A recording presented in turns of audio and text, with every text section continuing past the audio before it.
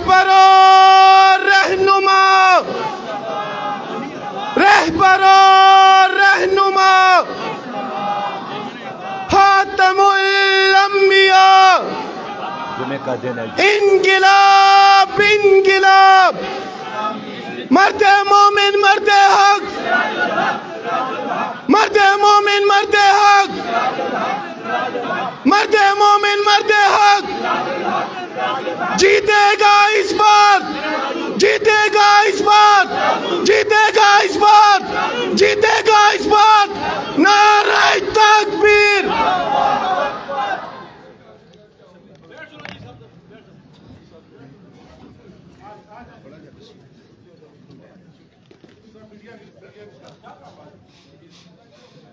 الحمد للہ رب العالمین والصلاة والسلام علی رسولہ الکریم، اما بعد فاعوذ باللہ من الشیطان الرجیم، بسم اللہ الرحمن الرحیم، وقل جاء الحق وزهق الباطل ان الباطل کان زہوقا، صدق اللہ العظیم۔ جناب شیخ القرآن حضرت مولانا ہدایت اللہ صاحب، دیگر قائدین جماعت اسلامی اور اس خوبصورت مجلس میں شریک ہری پور شہر کے قابل احترام بزرگوں، میرے پرجوش پرعزم سربکپ، میرے ہم قدم ہم فکر انقلابی نوجوانوں اور میرے ساتھیوں، السلام علیکم ورحمۃ اللہ وبرکاتہ۔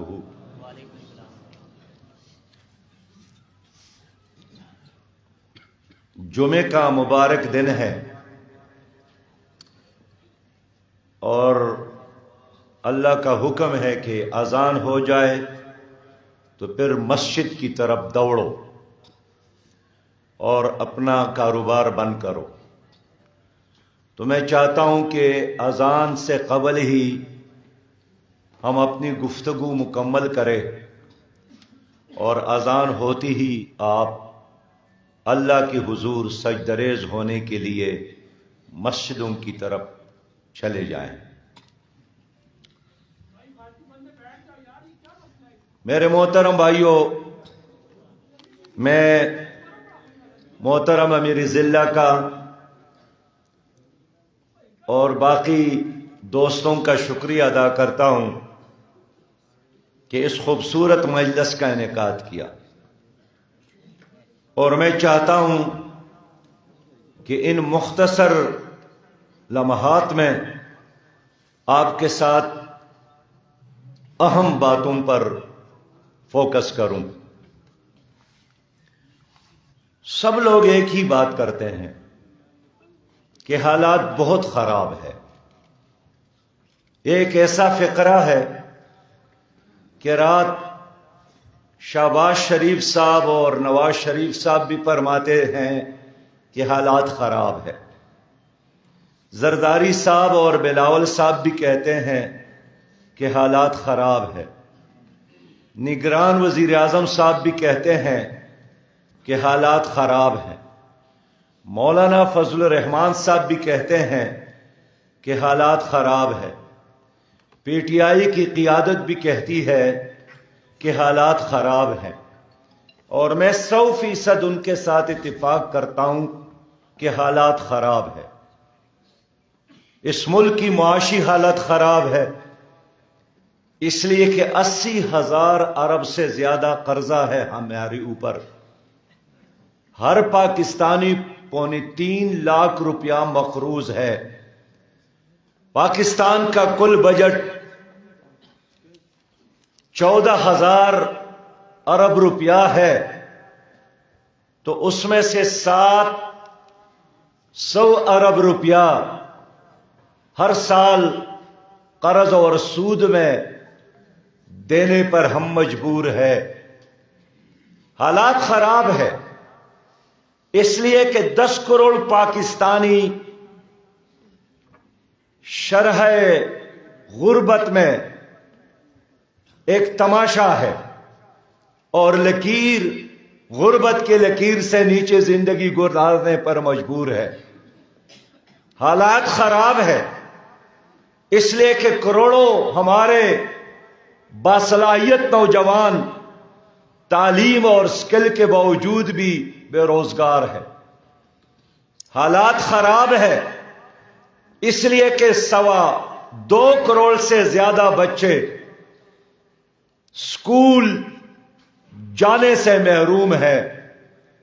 حالات خراب ہے، ہر 5واں پاکستانی مضر صحت پانی پینے پر مجبور، اور روزانہ 345 لوگ یرقان کی بیماری سے مر جاتے ہیں۔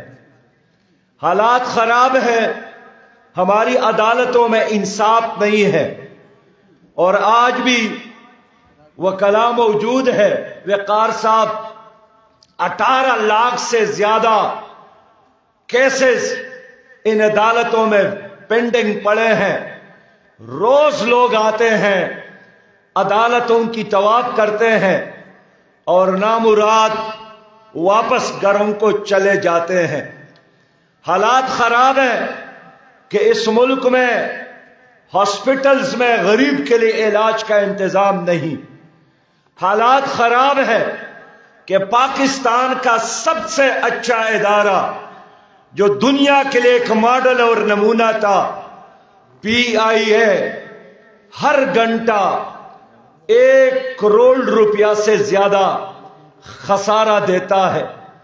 حالات خراب ہے کہ ہمارا ریلوے جو بہترین دنیا کا ریلوے تھا، اب ہر دن 14 کروڑ روپیہ خسارہ دیتا ہے۔ ہمارا اسٹیل مل 37 کروڑ روپیہ روزانہ خسارے میں جاتا ہے۔ حالات خراب ہے کہ یہاں انصاف نہیں ملتا، غریب کے بیٹے کو کوالٹی کی ایجوکیشن نہیں ملتی، باصلاحیت نوجوان کو روزگار نہیں ملتا۔ واقعی 100% میں مانتا ہوں کہ حالات خراب ہے، لیکن یہ نامکمل بات ہے، یہ ادھوری بات ہے۔ یہ حالات کن کی وجہ سے خراب ہے؟ کس نے پاکستان کو معاشی تباہی سے دوچار کیا؟ کس نے پاکستان کے اداروں کو ناکام بنایا؟ کس نے یہاں شخصیات اور خاندانوں کی بادشاہتیں قائم کی؟ کس نے پاکستان کے بچے کو اعلیٰ تعلیم سے محروم رکھا؟ ان کے ذمہ دار کوئی ٹیکسی ڈرائیور نہیں ہے، کارخانے میں کام کرنے والا مزدور نہیں ہے، کھیتوں میں کام کرنے والا کوئی دہقان اور کاشتکار نہیں ہے، دکان پر بیٹھنے والا کوئی تاجر نہیں ہے، پڑھانے والا کوئی اسکول کا استاد نہیں ہے۔ ان حالات کی تمام تر ذمہ داری تباہی اور بربادی کا یہ 3 پارٹیاں ہیں جنہوں نے گزشتہ 76 سالوں سے تمہاری اوپر حکمرانی کی ہے، کبھی ایک جھنڈے کے ساتھ اور پارٹی، اور کبھی دوسرے جھنڈے اور دوسرے پارٹی، جن کا نام مسلم لیگ ہے۔ پنجاب پر 25 سال حکومت کی، 15 سال سندھ میں پیپل پارٹی کی حکومت رہی، 9 سال اس صوبے پر PTI کی حکومت رہی، 3.25 سال مرکز میں ان کی حکومت رہی۔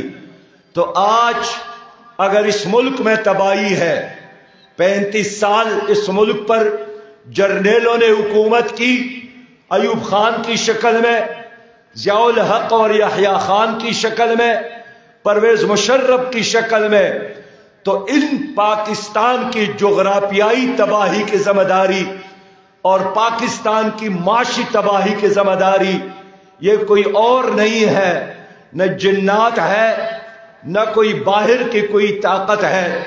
مان لو لوگوں، تمہاری تباہی اور بربادی کا بنیادی سبب یا وہ جرنیل ہے جنہوں نے پاکستان کے آئین کو ایک بار نہیں بار بار توڑا اور یہاں ڈکٹیٹرشپ مسلط کی، یا ان فوجی گھملوں میں پلے اور بڑے یہ سیاستدان ہیں جنہوں نے اسٹیبلشمنٹ کے سہارا لے کر ان کے مصنوعی آکسیجن پر حکومتیں بنا کر انہوں نے پاکستان کو لوٹا، پاکستان کے اداروں کو لوٹا، پاکستان کے ہر شہری کو لوٹا، آپ کے ہر جیب پر انہوں نے ڈاکہ ڈالا ہے۔ آج پاناما لیکس کو اٹھا کر دیکھیے، اس میں آپ کا میرا کسی غریب پاکستانی کا نام نہیں ہے، اس میں مسلم لیگیوں کے نام ہے۔ آپ پنڈورا بکس کو اٹھا کر دیکھیے، کرپشن کی داستانیں ہیں، اس میں پیپلز پارٹی اور مسلم لیگیوں کے نام ہے۔ آپ توشخانہ لوٹنے والوں کے پریس کو اٹھا کر دیکھیے، اس میں میرا یا آپ کا نام نہیں ہے، یہی مسلم لیگیوں کے نام، پیپلز پارٹی والوں کے نام، پی ٹی آئی والوں کے نام۔ میرے بہت ہی پیارے بھائیوں، آج یہ لوگ پھر کہتے ہیں ہمیں ایک اور باری دے دے، ہمیں ایک اور موقع چاہتے ہیں۔ کل شہباز شریف نے شیخ پورہ میں تقریر کی کہ میں قوم سے پوچھنا چاہتا ہوں کہ وہ ایک اور باری نواز شریف کو دینے کے لیے تیار ہے کہ نہیں ہے۔ ایک بار، دو بار، تین بار تو انہوں نے حکومت کی، باری مینڈیٹ کے ساتھ آئے تھے، لیکن اب پھر کہتے ہیں کہ چوتھے بار بھی مجھے ایک اور موقع دو تاکہ میں 5 سال اور ضائع کروں، تاکہ میرے کارخانوں میں اور اضافہ ہو جائے، تاکہ میرے بینک بیلنس میں اور اضافہ ہو جائے، تاکہ میرے آئندہ پشتوں کے لیے اور سرمایہ جمع ہو جائے۔ میرے پیارے بھائیوں، کیا محمد علی جناح نے اور شہدائے پاکستان نے قربانیاں دے کر یہ پاکستان انہوں نے ان خاندانوں کے لیے بنایا تھا، ان چوروں کے لیے بنایا تھا، ان ڈاکوں کے لیے بنایا تھا، ان امریکی ایجنٹوں کے لیے بنایا تھا، ان بین الاقوامی اسٹیبلشمنٹ کے مہروں کے لیے بنایا تھا، یا انہوں نے اس پاکستان کو پاکستانیوں کے لیے بنایا تھا، عوام کے لیے بنایا تھا، اسلام کے لیے بنایا تھا، مسلمانوں کے لیے بنایا تھا، قرآن کے لیے بنایا تھا، نبی مہربان کی شریعت کے لیے بنایا تھا؟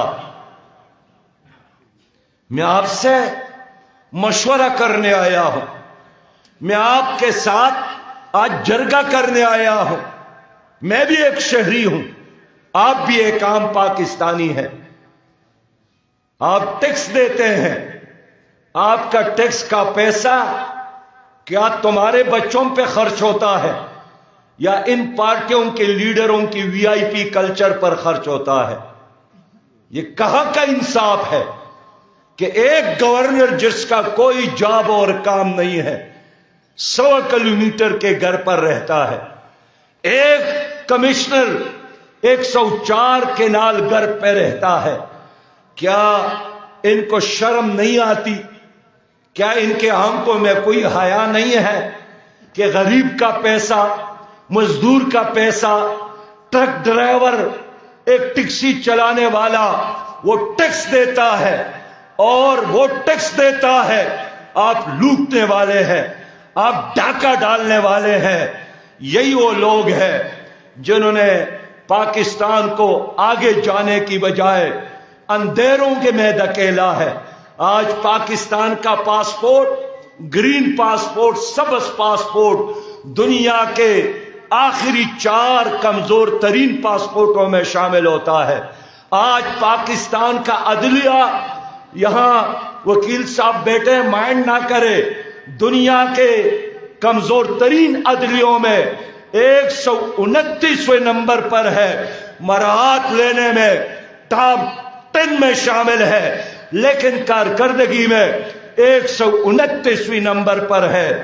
میرے پیارے بھائیوں، جو عدالتوں کو ٹھیک نہیں کر سکے، جو تعلیمی اداروں کو ٹھیک نہیں کر سکے، جو غیر آباد زمینوں کو آباد نہیں کر سکے، جو نوجوانوں کو اچھی تعلیم نہیں دے سکے، جو مظلوم کو انصاف نہیں دے سکے، جو پاکستانیوں کے چہروں سے مسکراہٹیں چرا کے لے گئے، آج وہ لوگ پھر کہتے ہیں ہمیں ایک اور باری دے دے۔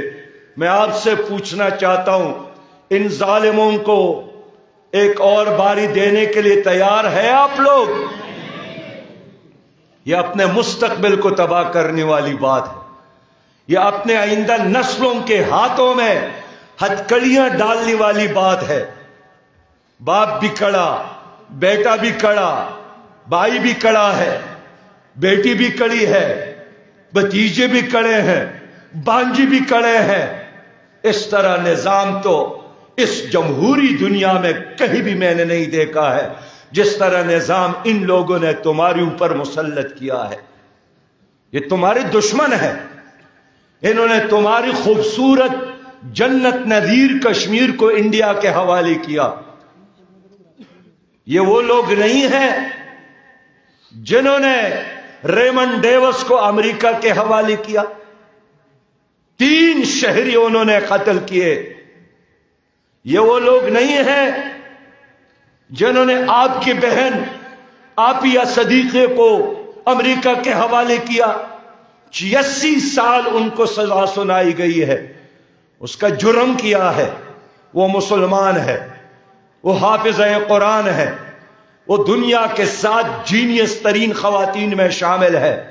اس پر الزام یہی ہے کہ افغانستان کے باگرام ایئرپورٹ میں انہوں نے ایک افغانی سے، ایک فوجی سے کلاشنکوف چھین لی اور اس کلاشنکوف سے اس نے امریکی فوجی پر فائر کی۔ کیا آپ کی عقل یہ بات مانتی ہے؟ آج آپ کی وہ بہن آپ کے انتظار میں ہے، ان کی وکیل ہے۔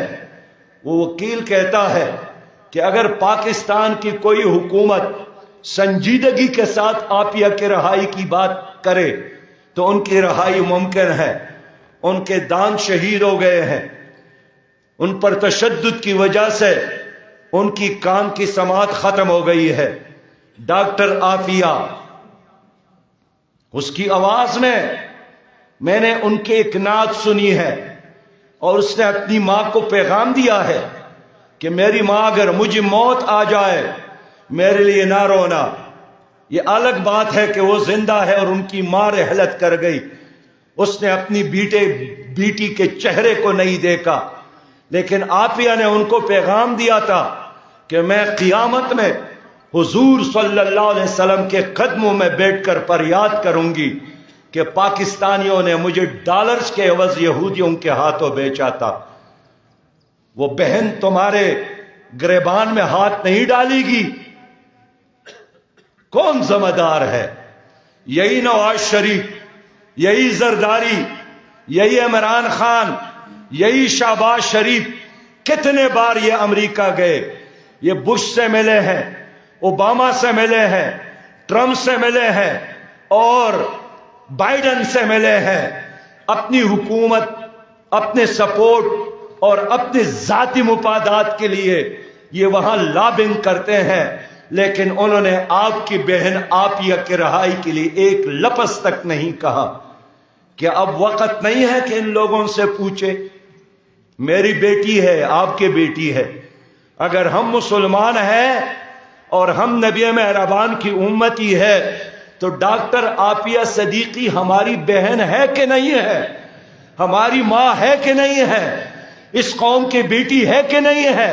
تو اگر میری بیٹی، میری ماں دشمن کے قید میں پڑی ہو تو ایک باضمیر انسان اور مسلمان کی حیثیت سے میں کس طرح آرام کے ساتھ رات گزار سکتا ہوں اور دن کو جی سکتا ہوں؟ یہ لوگ پھر آئے ہیں کہ ہمیں ایک اور باری دے دے۔ آپ ان سے پوچھئے، کارکردگی بتائیں، آپ ان سے پوچھئے کہ کوئی کارنامہ تو دکھائیں۔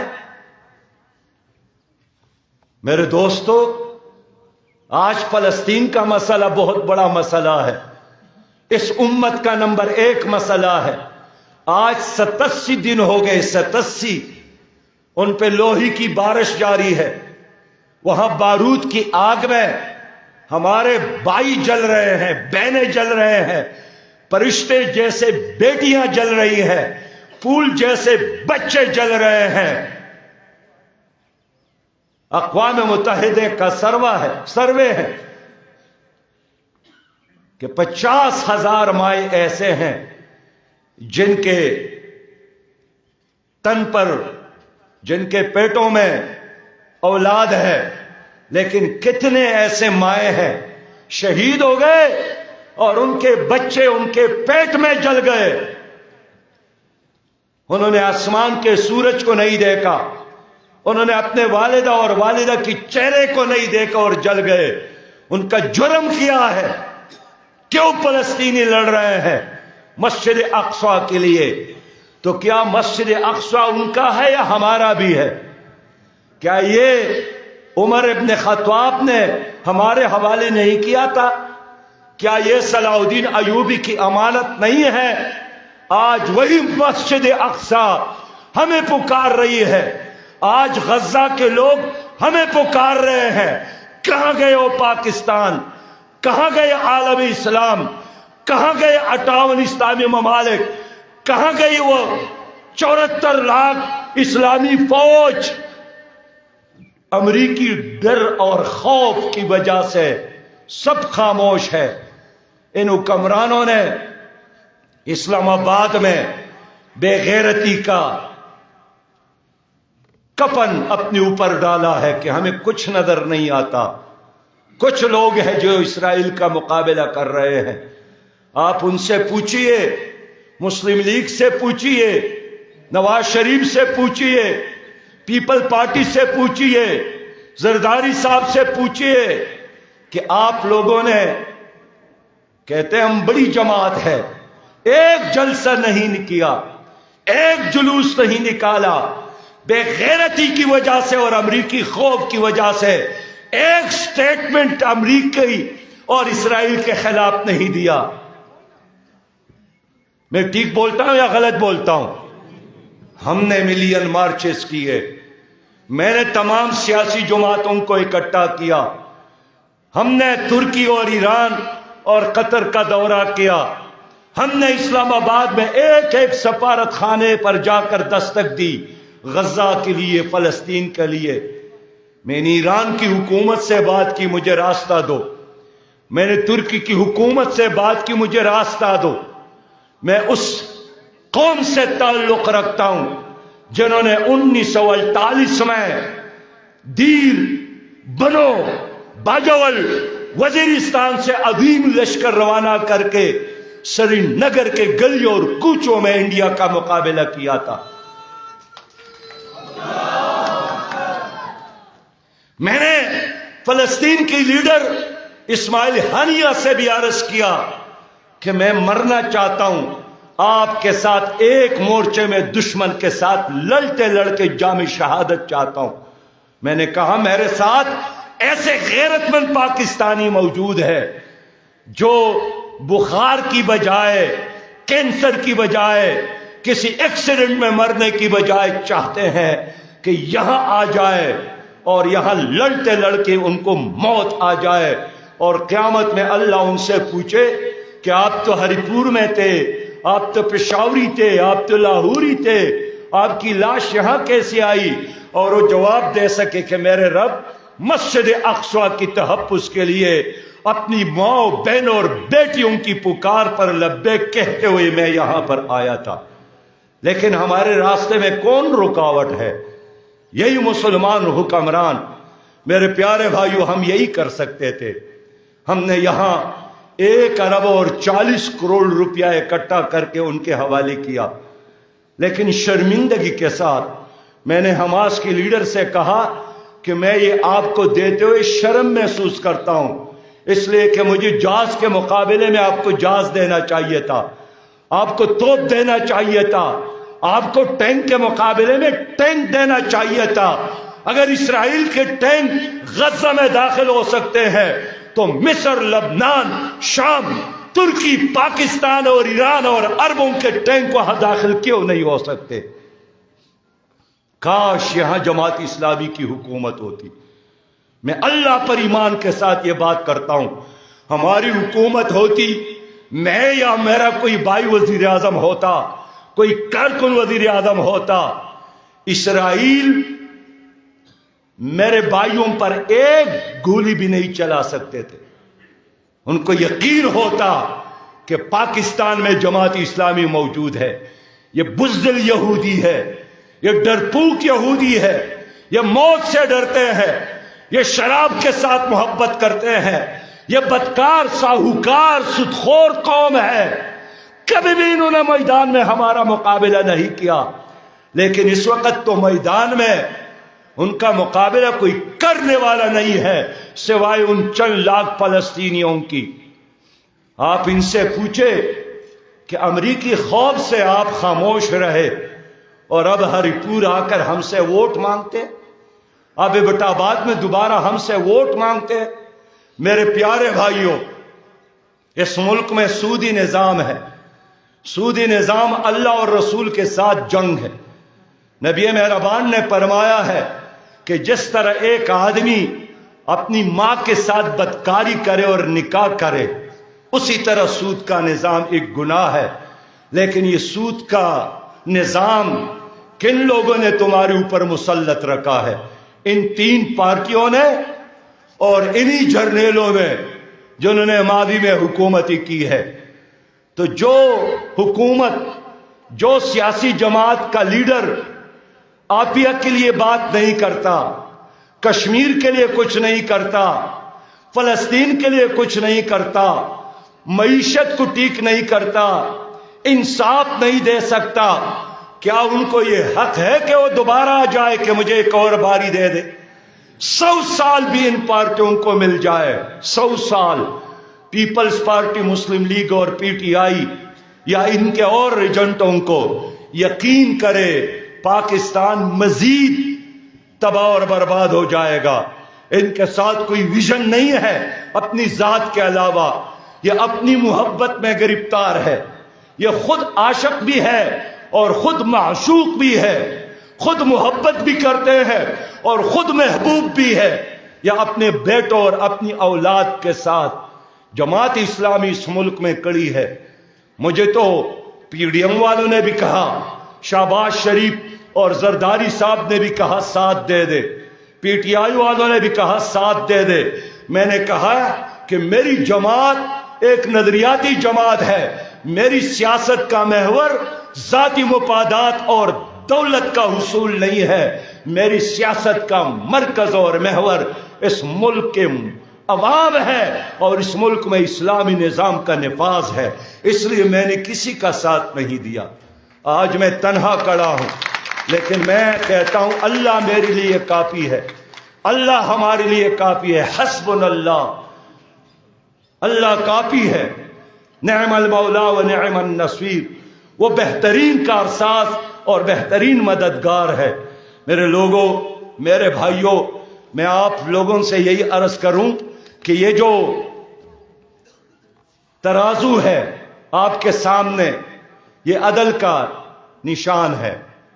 اللہ نے کتاب قرآن نازل کی ہے اور ترازو، لقد ارسلنا رسلنا بالبینات وانزلنا معهم الکتاب والمیزان.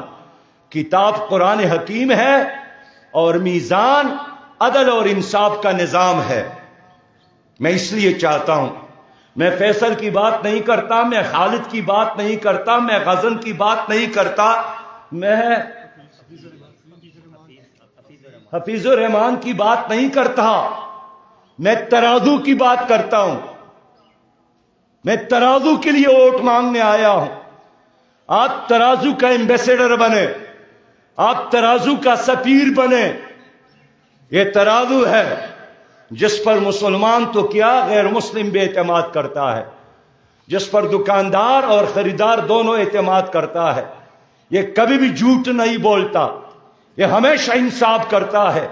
سپریم کورٹ کے ماتھے پر بھی یہی ترازو کا نشان ہے، اس لیے کہ عدل کا نشان ہے. میرے لوگوں، آپ لوگوں نے ہم پر اعتماد کیا. میں آپ سے وعدہ کرتا ہوں کہ جس اشرافیہ کا میں نے ذکر کیا، جو ہر سال 17.7 ارب ڈالر ہضم کرتے ہیں بغیر ڈکار کے، ہم اس اشرافیہ کو لگام ڈالیں گے انشاءاللہ. ہم ان کا VIP پروٹوکول ختم کریں گے انشاءاللہ. ہم سادہ طرزی حکومت دیں گے. میں آپ سے وعدہ کرتا ہوں کہ آپ لوگ ہم پر اعتماد کریں. میرا پہلا کام اس ملک میں سودی نظام کا خاتمہ ہے.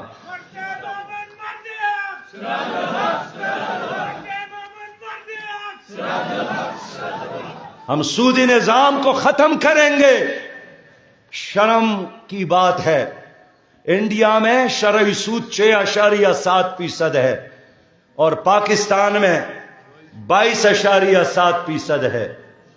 ڈوب مرنے کا لمحہ ہے کہ نہیں ہے؟ ہمارا خیال تھا PDM کی حکومت قائم ہو گئی، مولانا فضل الرحمان صاحب اس کا سربراہ ہے، کچھ نہیں کر سکیں گے تو یہ سود کو ختم کریں گے. لیکن 17% سے سود میں اضافہ ہوا شرعی سود میں، اور 22.7% تک پہنچ گیا. اس کی وجہ سے آج مہنگائی ہے.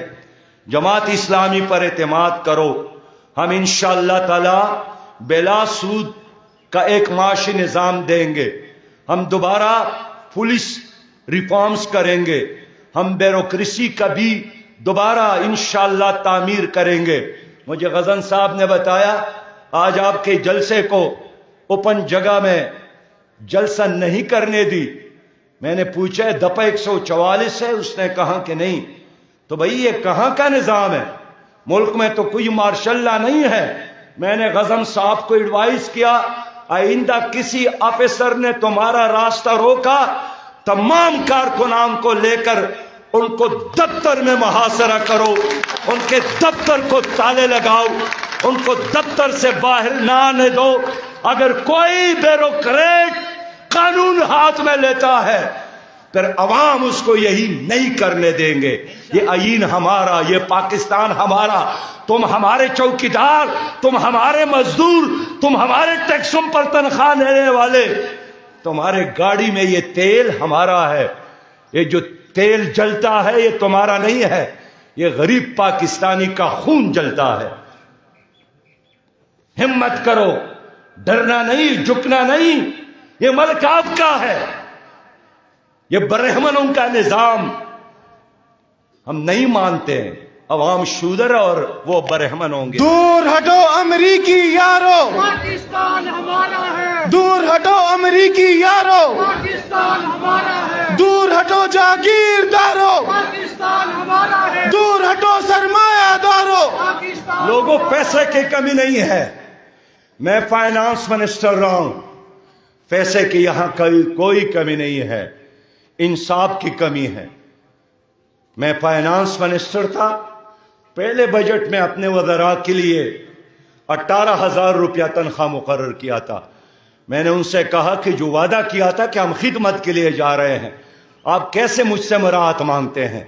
ہم بچائیں گے، غیر ترقیاتی اخراجات ختم کریں گے اور پیسہ بچا کر انشاءاللہ آپ کے بچوں کو مفت تعلیم دیں گے، آپ کے نوجوانوں کو بے روزگاری الاؤنس دیں گے، آپ کے بزرگوں کو بڑھاپا الاؤنس دیں گے.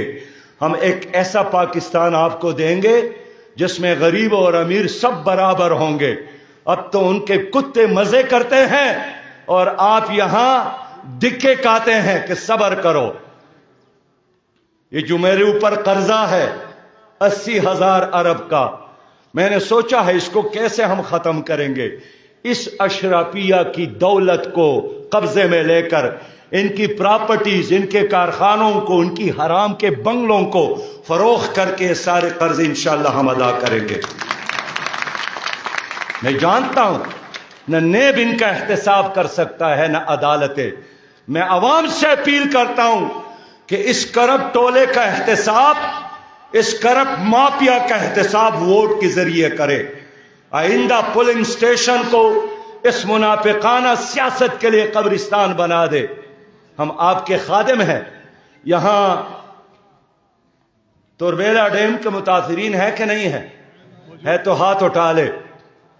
آپ کو یاد ہے کہ جو اب آپ کو رائلٹی مل رہی ہے، خالد یہ کس کی کوششوں کا نتیجہ ہے؟ یہ میں نے کیا تھا، میں خیبر پختونخوا کا منسٹر تھا، میں نے یہ کیس اٹھایا تھا۔ میں ہر مظلوم کے ساتھ کھڑا ہوں، میں ہر کمزور کے ساتھ کھڑا ہوں، جس کا کوئی نہیں ہے اس دنیا میں، اللہ کے بعد پھر اس کی پشپنائی جماعت اسلامی کرے گی۔ اس لیے میرے پیارے بھائیوں، میرے ساتھ جمعے کا دن ہے، وعدہ کرے۔ آپ لوگوں نے ماضی میں مسلم لیگ کو ووٹ دیا ہے، بار بار دیا ہے، پیپلز پارٹی کو ووٹ دیا ہے، بار بار دیا ہے، پی ٹی آئی کو ووٹ دیا ہے، بار بار دیا ہے، لیکن اب کی بار دیانتدار، اب کی بار میں اپیل کرتا ہوں کہ اپنے لیے، اپنے بچوں کے لیے، آنے والے نسلوں کے لیے، اس ملک سے ظلم اور جبر کے، اس اندھیر نگری اور چوپٹ راج کے خاتمے کے لیے جماعت اسلامی کو چانس دے، جماعت اسلامی کو موقع دے۔ میں بس یہی کہنا چاہتا ہوں کہ نہ منہ چھپا کر جیے، نہ سر جھکا کر جیے، ستمگروں کی نظر سے نظر ملا کر جیے۔ اگر ایک رات کم جیے تو کم ہی سہی، یہی کافی ہے کہ ہم مشعل جلا کر جیے۔ اپنی جگہ پر کھڑے ہو کر میرے ساتھ وعدہ کرے، کھڑے ہو کر وعدہ کرے کہ آج کے بعد آپ لوگوں نے اس ملک کے خاطر، اس ملک میں عدل اور انصاف کے خاطر، اس ملک میں اپنے آئندہ نسلوں کے خاطر ترازو کو ووٹ دینا ہے، ترازو کو سپورٹ کرنا ہے، ترازو کا ایمبیسڈر بننا ہے، ترازو کا کارکن بننا ہے، ترازو کا سفیر بننا ہے، اور انشاءاللہ ہم آپ کو دیں گے ایک اسلامی پاکستان، خوشحال Pakistan, corruption free Pakistan, clean Pakistan, green Pakistan. وآخر دعوانا ان الحمدللہ رب العالمین۔